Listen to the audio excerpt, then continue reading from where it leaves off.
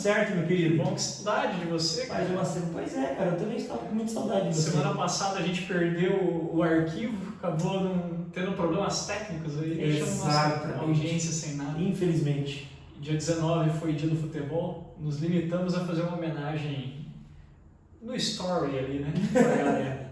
É isso aí. Mas e aí, como é que é? Cara, a gente vai começar hoje de um jeito um pouquinho, assim, eu diria tanto quanto ousado, né? Roda a vinheta! Vitão, essa semana a gente teve algumas decisões aí que chamaram um pouco a atenção, né? Que foram os playoffs da Sul-Americana, que definiu os grupos, né, da Sula. Então, acho que eu vou passar aqui para a galera como é que ficaram os confrontos aí. Vai surgindo aqui na tela, que nem da outra vez que a gente passou. Que isso, o editor é animal, cara. É, esse cara aí. Nosso editor é diferenciado, Vai é diferenciado. de edição. E aí, depois a gente comenta, acho que acerca dos brasileiros, que é o que interessa pra gente, né? Uhum. Até porque, só uma informação aqui antes, são 7 brasileiros entre os 16 times que disputarão as oitavas. Então a chance de não ter um brasileiro campeão ou um brasileiro na final é muito baixa, né? Mas vamos lá. Emelec vai enfrentar o Defensa e Justiça.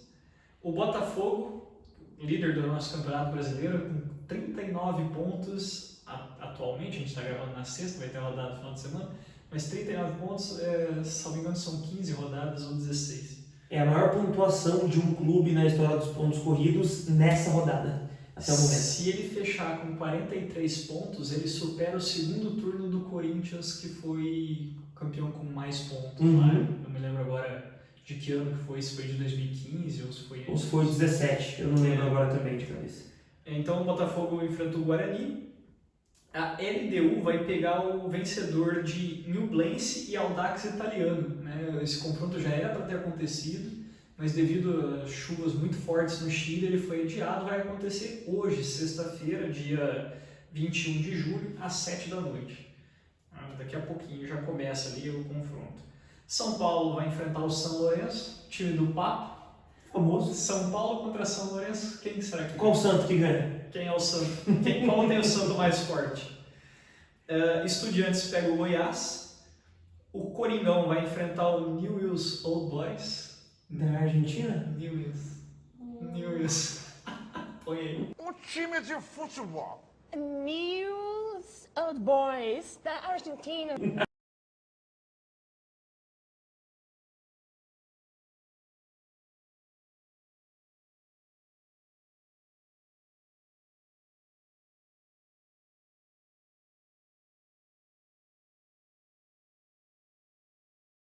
Confronto com os brasileiros. Botafogo e Guarani. Botafogo.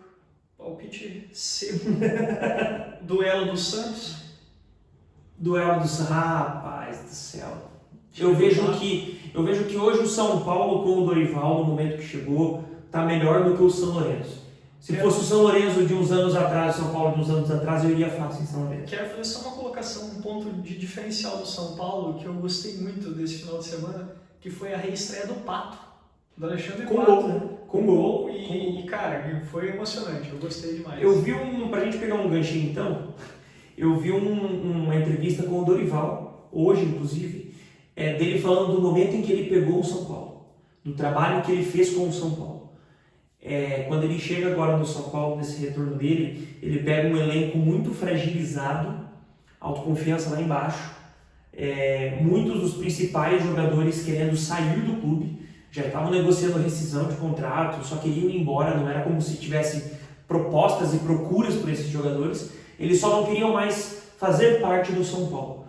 O Dorival pega esse elenco todo rachado, todo fragilizado, devolve a confiança para o time, estrutura o elenco novamente e o São Paulo começa a ter os seus bons resultados, aí, colher seus frutos nesses últimos jogos, né?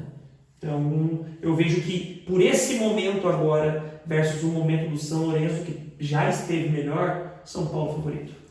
Goiás e Estudiantes, o time do Verão. Estudiantes. Até porque o Goiás nem no Campeonato Brasileiro não está tão bem, né? Pois é, com todo respeito, não sei nem como é que o Goiás chegou aí. Embora eu queira fazer um adendo aqui também, porque o América é o nosso vice-lanterna do Campeonato é o lanterna ou vice-lanterna do nosso Campeonato Brasileiro. É o lanterna. E, Vice-lanterna no Vasco. e cara, meteu 4 no Colo-Colo lá, né? Aliás, lá em Minas Gerais. Né? Depois de um baque, né? Porque depois de tomar a virada pro Corinthians na Copa do Brasil, no sábado, foi no meio da semana, ganhou de 4-0 do Colo-Colo, que é um time tradicionalíssimo nos campeonatos sul-americanos. E, cara, eu tô pra te dizer, Guga, que eu vejo o América Mineiro um time copeiro, cara. O América Mineiro tem feito bons resultados em competições de mata-mata nos últimos anos. Ele não é um time ruim, porque classificou para Libertadores. Não é um time ruim. Claro, tava ganhando casca na Libertadores, possivelmente esse ano não dispute uma Libertadores. Porém, tá vindo aí com uma boa Sul-Americana. Na Copa do Brasil chegou bem, recorde, né, de colocação na Copa do Brasil também. Não agrada muito no Campeonato Brasileiro, mas quem teve uma campanha similar assim, até anos atrás, foi a Chapecoense. Foi naquele ano, sim, acabou sendo um ano trágico, mas foi naquele ano que o Chapecoense iria disputar a final, né, contra o Atlético Nacional, a final da Sul-Americana. O Chapecoense vinha com 2016. A Chapecoense vinha num campeonato, numa série de mata-matas incrível, né? E também não estava tão bem assim no Campeonato Brasileiro. Tudo bem que aconteceram depois todas as coisas que aconteceu. O América Mineiro aí pode ser que surpreenda, né? Mas eu vejo que... Então, já que a gente está falando dele, já vamos falar.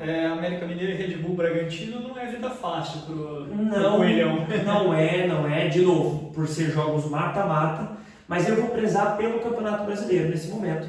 Eu vou de RB Brasil. Red Bull Bragantino. Fortaleza pega o Libertad do Paraguai. Aí eu acho que vai ser um embate, um confronto mais equilibrado nesse jogo, né? Eu vou de Fortaleza. Gosto muito do trabalho do Voivoda. Sem clubismo agora. Corinthians e Newell's, time do Messi. E aí eu tô achando que vai ser pênalti. Vou votar no empate. Vamos lá. Eu quero rechaçar aqui um ponto de vista que você trouxe, Guga, um tempo atrás, e aproveitar essa oportunidade aqui para assinar embaixo. Né?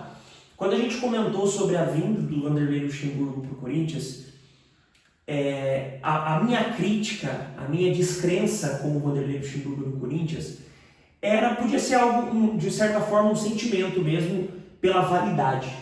Tá? Poxa, Felipão, Luxemburgo, aquela mesma troca de cadeira sempre, os mesmos técnicos já, aquela discussão de estar ultrapassado ou não.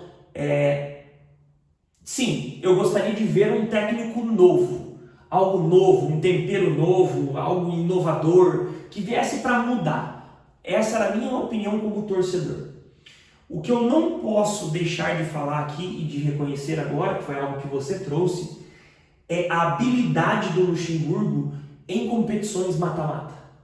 A estratégia, né? Porque, assim, salvo as devidas proporções, hoje, se você pega os grandes técnicos europeus, não tem mais aquela visão de, que o brasileiro ainda tem, achou o elenco ideal e a formação ideal. Aí joga a Copa do Brasil, joga naquela formação e escalação. Joga a Libertadores, naquela formação e escalação, né?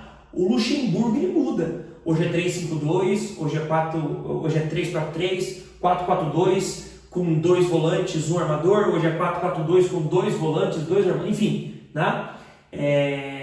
Ele dá essa leitura para o jogo conforme o adversário. Lembra muito o técnico da Argentina na Copa do Mundo, que em 11 partidas não repetiu, de novo, guardadas as devidas proporções, mas não repetiu nenhuma vez o elenco. Então, assim, por ser um mata-mata, o Luxemburgo conseguiu dar uma cara, mas a Sul-Americana não era relevante para o Corinthians até pouco tempo atrás. A diretoria do Corinthians já tinha chegado num consenso que seria Copa do Brasil e Campeonato Brasileiro, se recuperar no Campeonato Brasileiro. Contanto que o Corinthians fez os 2 jogos contra o Universitário com o time reserva, um ou outro jogador titular ali apenas, conseguiu a vitória. Agora entrou. O Luxemburgo já deu um discurso falando que mudou e tal. Mas, vamos lá, o desempenho, em resumo, o desempenho do Corinthians vai depender muito do Rojas. Se o Rojas vai conseguir participar dessa Sul-Americana... Substituiu o Renato né, Augusto. todo Ou mundo... pelo menos daquele conforto. Isso! Todo mundo falava que é o seguinte, o Rojas vem para substituir o Renato Augusto, né? Pelas contusões, quando o Renato Augusto não jogar, o Rojas joga. Só que contra o América Mineiro, o time encaixou tão bem, né? Porque o Luxemburgo jogou no 4-4-2. Jogou com 2 volantes, um primeiro e um segundo volante. E isso sempre foi uma discussão no Corinthians, porque o Corinthians tem ótimos segundos volantes. Né? E jogou com 2 armadores. E daí você desafoga. Porque se a marcação focar no Renato, tem o Rojas que tem muita qualidade no passe. Se a marcação quiser focar no Rojas, tem o Renato. Né? E os 2 atacantes que, pra mim, nem o Yuri Alberto nem o Roger Guedes nunca foram e não são 9. São jogadores de ponta, são jogadores rápidos. Então deu essa movimentação para o Corinthians, o Corinthians já não tinha fazia um tempo. Então eu vejo que na Copa do Brasil, como o Rojas já está jogando, e a gente vai falar isso daqui a pouco lá, eu considero o Corinthians mais favorito do que agora na Sul-Americana. Eu não vou te complicar, então vamos fazer diferente. Vamos fazer o seguinte, escolhe 2 brasileiros para uma final de Sul-Americana. Não vou te complicar. Não, porque eu podia falar, escolhe um brasileiro para a final. E imaginar que é outro lugar, né? Eu vou 2 possíveis brasileiros para chegar na final, isso? Os que estão melhor na competição, que você acha que tem mais força para chegar na final. Botafogo. Mesmo tendo o Campeonato Brasileiro. Botafogo. Eu vejo que é um dos brasileiros que estão ali o favorito. Eu colocaria essa segunda vaga de brasileiro entre São Paulo e Corinthians. Mas pra gente poder matar, eu coloco possivelmente o São Paulo. Porque eu vejo que o São Paulo vai conseguir estar mais tranquilo no brasileiro. Porque se o Corinthians tiver que abrir mão em um eventual momento, ele vai abrir mão pelo brasileiro, né? Para não fazer uma campanha tão ruim. O São Paulo está mais confortável. É que a briga pelo rebaixamento está muito acirrada. Tá todo mundo querendo ser rebaixado. Então, assim, acaba que mesmo quando o Corinthians tá naquela oportunidade para entrar na zona de rebaixamento, os times que deveriam estar brigando para sair, parece que eles estão brigando para continuar, né? Porque o Corinthians já teve 2, 3 chances do Corinthians entrar na zona de rebaixamento, mas quem estava ali acabou fazendo o que precisava para o Corinthians não entrar. O Corinthians está 7 pontos na zona de rebaixamento. Não é nada, entendeu? Não é nada. Para um campeonato que não chegou nem na metade. Não chegou nem, exatamente. Eu acho que, Vitão, você colocou um ponto aí que você colocou o Corinthians e o São Paulo na briga por essa outra vaga da final, e eu acho que muita dessa decisão vai passar pela Copa do Brasil. E aqui já vamos aproveitar para entrar nesse assunto também, porque o Corinthians e São Paulo farão uma semifinal da Copa do Brasil e a outra vai ser entre Flamengo e Grêmio. Então, assim, essa Sul-Americana vai acabar caindo no colo de quem for eliminado da Copa do Brasil, que vai ser uma competição a menos para disputar, né? Mas, de qualquer forma, quem que você acha que tem mais chance aí nessa semifinal de Copa do Brasil? Corinthians. Entre Corinthians e São Paulo. Pegando histórico, apesar de momentos, mas pegando histórico, né? A gente comentou isso, infelizmente o vídeo não foi ao ar, mas nós comentamos isso. O Palmeiras, ultimamente, tem sido freguês do São Paulo e o São Paulo tem sido freguês do Corinthians. A roda no campeonato dos times paulistas tem sido essa. Então eu vejo que, apesar do momento, o Corinthians se sente confortável em jogar no Morumbi. O Corinthians tem feito bons jogos contra o São Paulo nos últimos anos.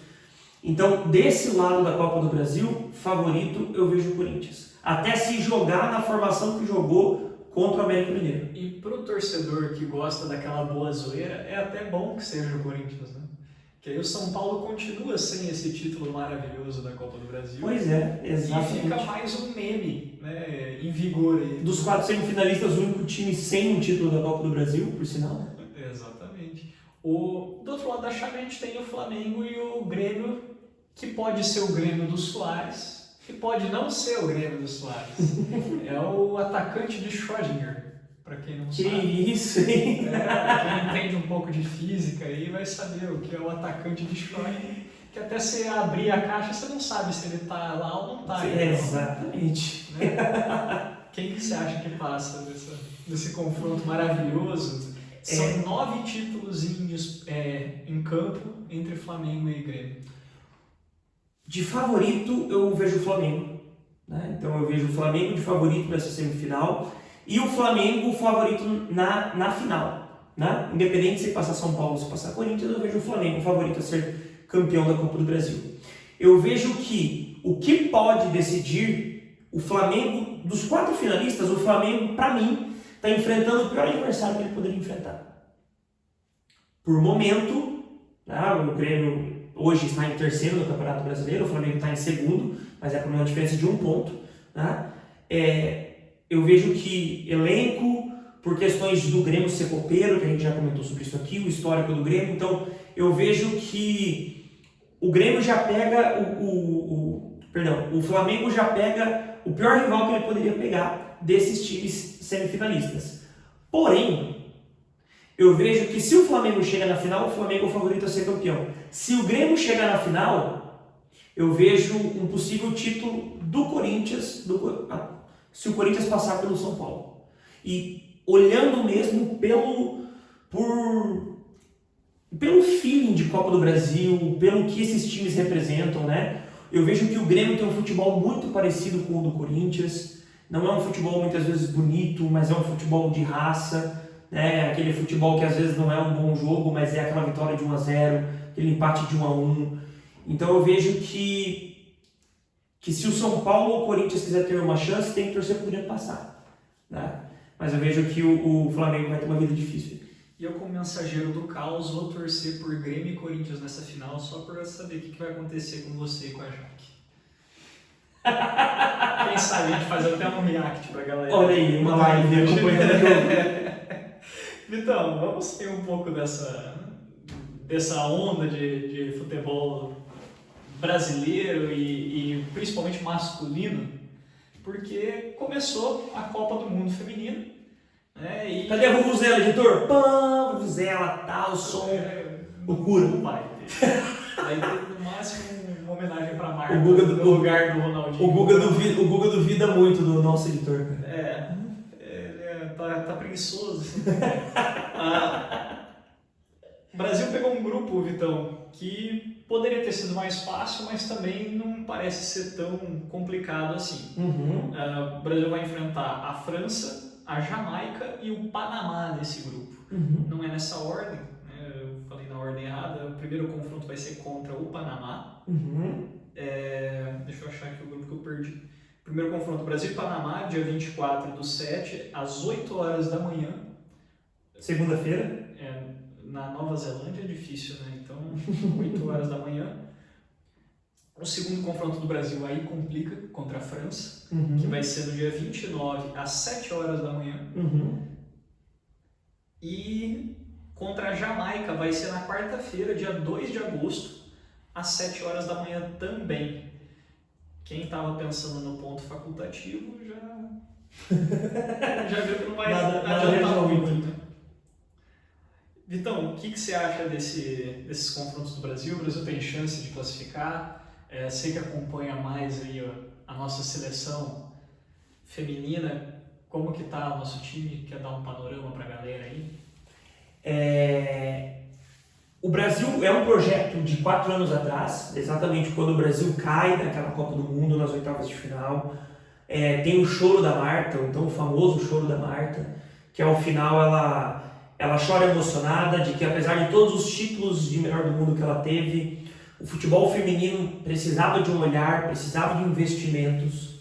Depois vem Formiga e Cristiane reforçando o discurso que a Marta fez. E aí a CBF começa a se mexer. Né? O primeiro movimento da CBF há 4 anos atrás foi trazer a Pia. É uma das técnicas mais famosas no futebol feminino, uma das técnicas mais vitoriosas do futebol feminino, né? Uma técnica, ela treinou a seleção da Suécia, então trouxe robustez, trouxe um conhecimento europeu, que é o berço do futebol feminino, fora Estados Unidos, está na Europa. Né?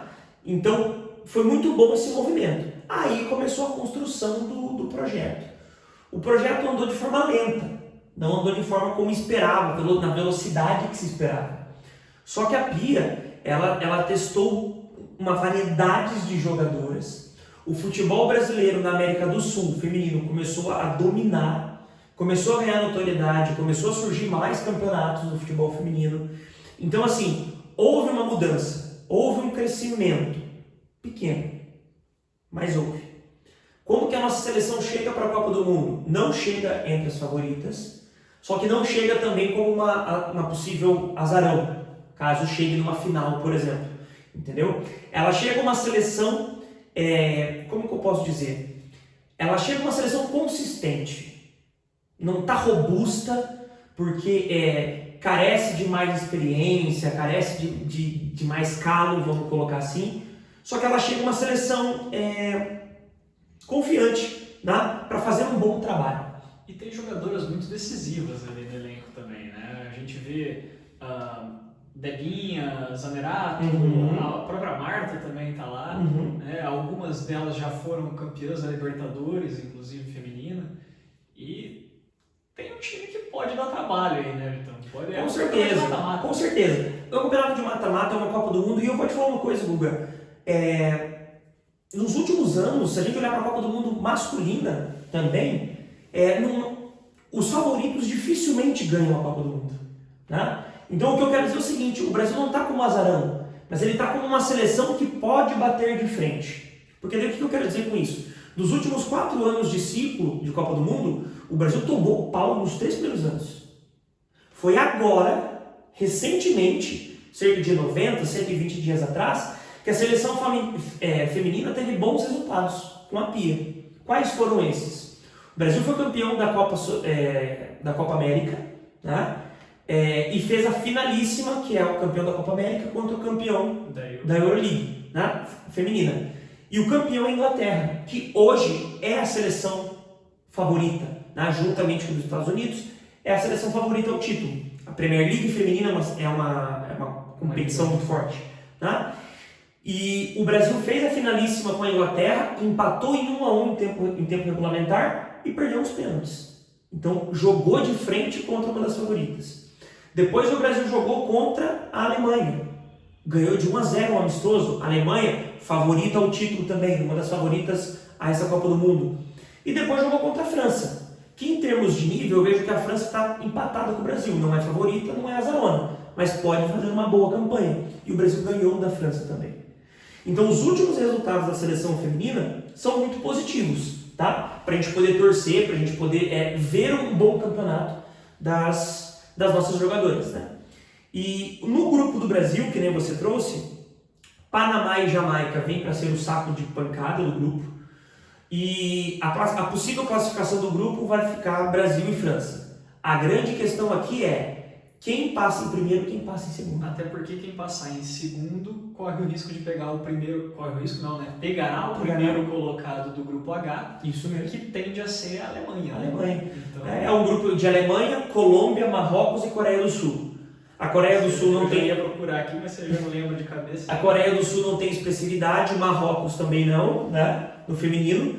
A Colômbia jogou muito bem a Copa América.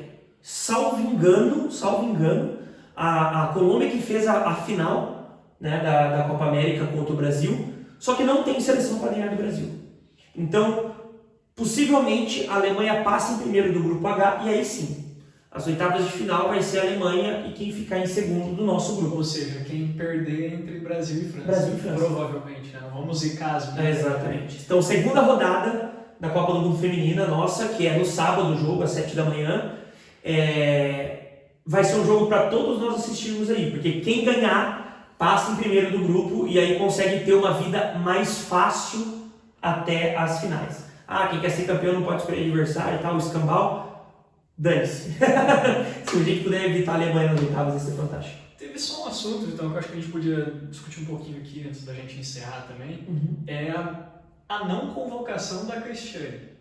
Que entendo também que já está com uma certa idade, talvez não seja mais aquela Cristiane que a gente costumou ver um tempo atrás, aí, mas me lembra um pouco do Romário em 2002, o Filipão falando que ele não ia, a galera pedindo para levar e poxa, assim como era o Romário em 2002, um excelente jogador, muito decisivo, mesmo que esteja um pouco mais velha, acredito que a Cristiane ainda seja uma jogadora decisiva.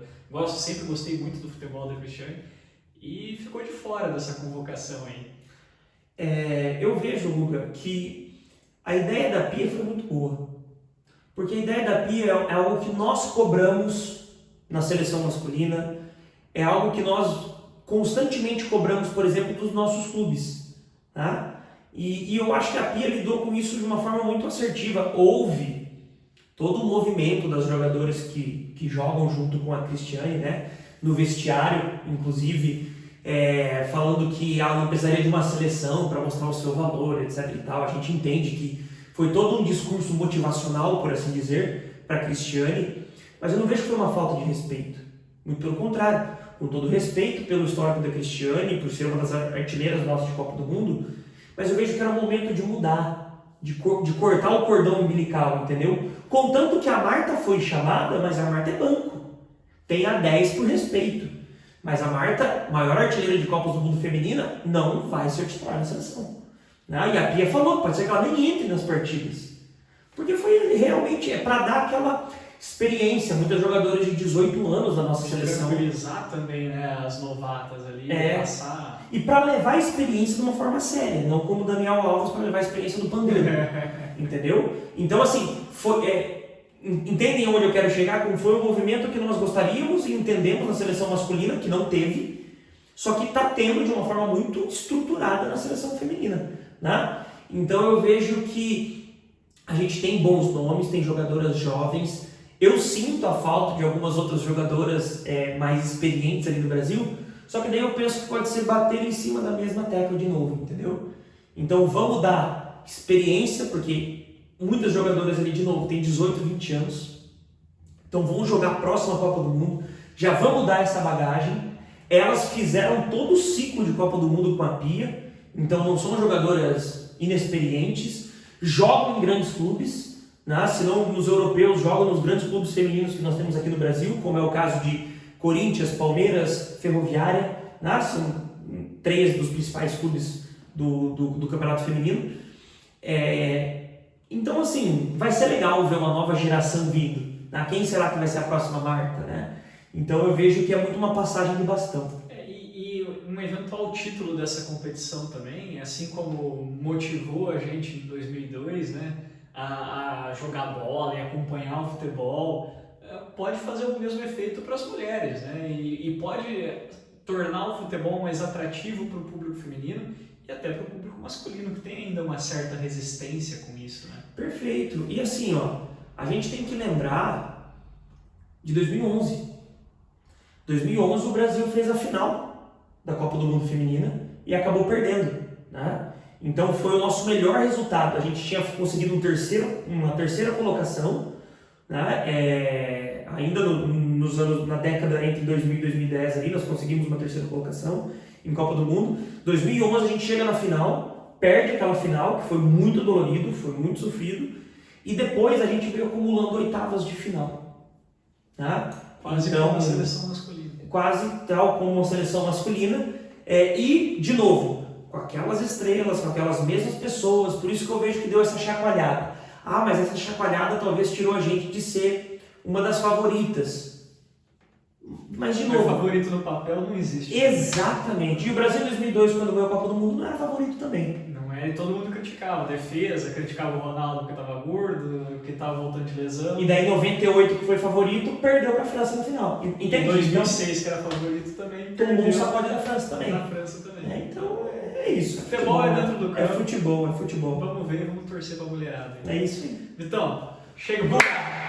Valeu, brigadão. Galera, esse vídeo vai ao ar na segunda-feira. As meninas estarão em campo quando o vídeo entrar no YouTube. Perfeitamente. Mas deixem aí o comentário de vocês acerca do jogo delas, da partida que elas fizeram, a expectativa de vocês para essa Copa do Mundo Feminina. E compartilhem o vídeo com seus amigos. Ative o sininho, deixe o seu like, a bolinha tá aqui. O QR Code, galera, para vocês motivar na brincadeira. Não, daqui a pouco a gente pede uma doação, alguma coisa assim. É isso aí. Valeu, Guga. Até semana que vem. Um abraço. Tchau, tchau.